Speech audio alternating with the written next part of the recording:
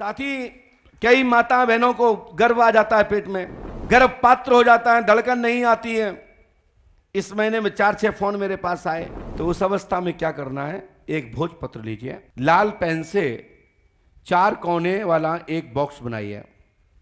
चाहे तो ऐसे में बनाइए, चाहे लंबे बनाइए, लेकिन उसके चारों कोने साफ हों, चाहे लंबे में हो चाहे फिर गोल में हो, उसके चारों फॉन्ट दिखें। उसमें 3 लाइन डालो, उसमें क्रॉस प्लस वाला निशान डालें, उसके ऊपर एक और डालें। जैसे आपने कभी, जो गांव के लोग हैं वो जानते हैं और जो शहर के लोग हैं वो जानते हैं, मैं बता रहा हूं, इस वाला बनाना है, ये वाला।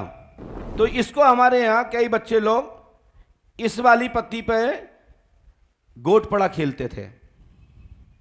इसमें 4 पड़े 20 पड़ियां होती थी, इनको बैठते थे। इसमें आप उनको करना क्या है, एक एक खाने में मंत्र लिखना है।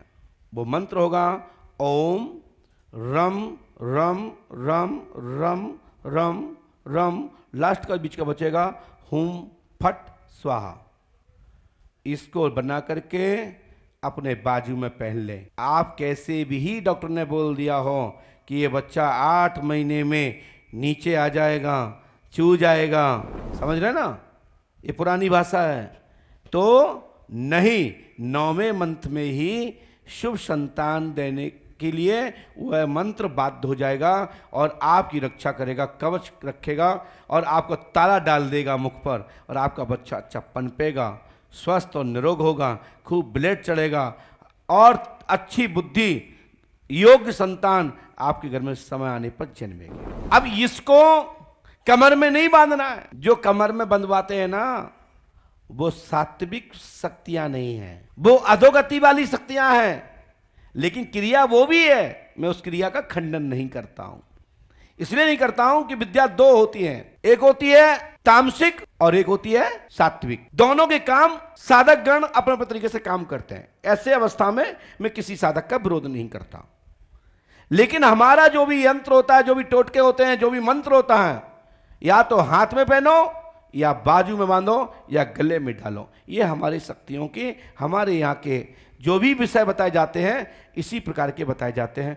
ना तो कमर के नीचे बांधना है, ना कमर में बांधना है। कई हमने देखे हैं, कई लोग कमर में बांधते हैं, कहीं और भी बांध लेते हैं, तो ये क्रिया हमारे यहाँ नहीं है।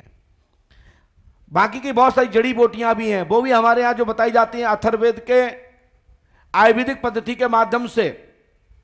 जो आयुर्वेदिक पद्धति में आयुर्वेदिक औषधियां हैं, उनके जो महत्व हैं, वो भी हमारे यहां कमर में नहीं बंधवाए जाते हैं। लेकिन कुछ लोग बंधवाते हैं उसी चीज को, जो हम आपके गले में बंधवाएंगे उसको कमर में बंधवाएंगे लोग।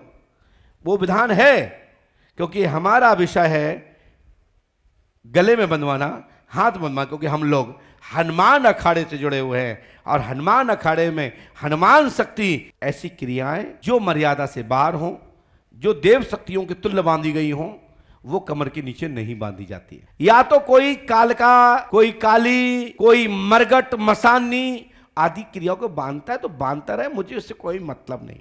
हमारे यहां जो भी क्रियाएं हैं वही औषधि पर गले में बांधना है, हाथ में बांधना है और भुजा में बांधना है।